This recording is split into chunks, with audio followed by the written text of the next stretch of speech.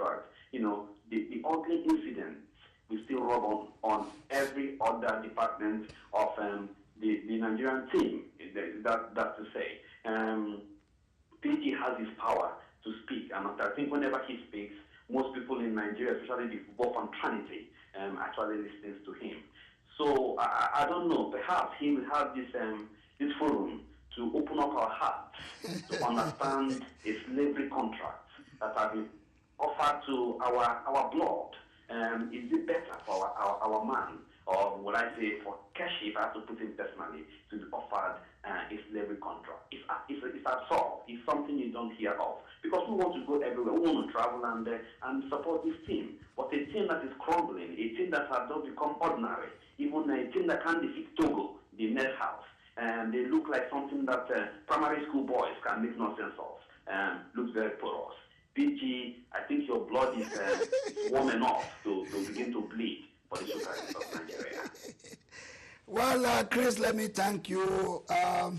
That's a very big one for me, but I'm going to say it, I'm a realist, and I must say the way I feel. No matter what, we don't have a team in Nigeria today. When you talk of the Super Eagles, you can't have a team when you don't have a coach. And so it is time for us to have a coach now. Any further delay will be more dangerous for us. And we don't want a situation where Nigeria is going to be disgraced again. So, my mind, the word slavery contract, I do not like it. Because if you are offered a slavery contract, you are not going to give anything good, not to talk of your best.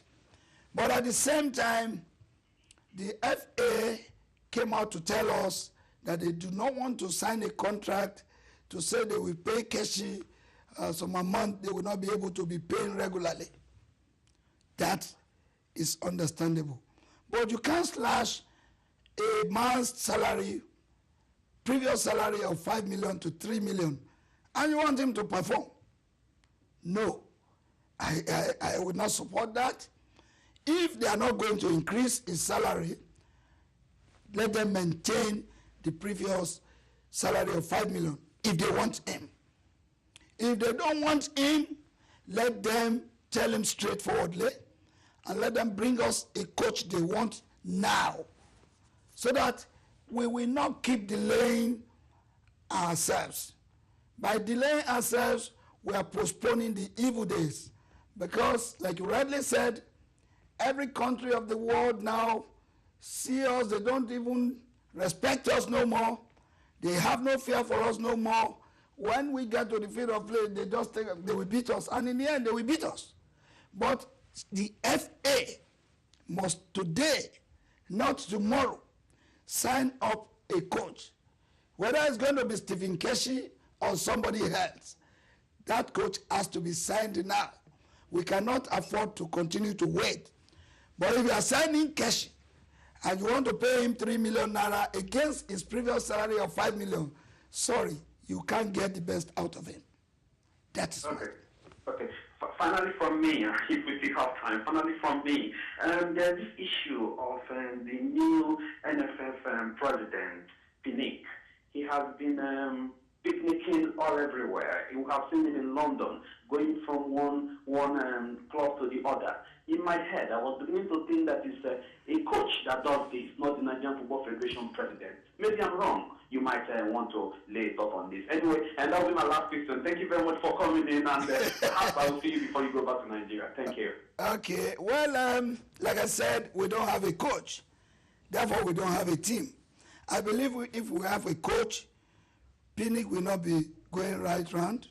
Even if he has to go to all these places, he will be accompanied by the coach, whose job is to do this. So I agree with you, and I believe that the moment we have a coach, the job of a coach should be given to the coach to do. Let's come back to the Nigeria Football Supporters Club. Very many people are thinking, how do they join? Simple. What do they need to do? Simple. Back home, everybody knows that you have to be 20 years and above. Okay. You have to have a good means of living. We don't want problems. We don't want hangers on. We want people who, when we tax them or levy them, to say, this is how much you are going to pay for a trip. He or she will be able to pay. Before we travel, what we normally do is this. We will cost the whole lot of the journey. If we are going to Canada, airfare, accommodation, and other logistics.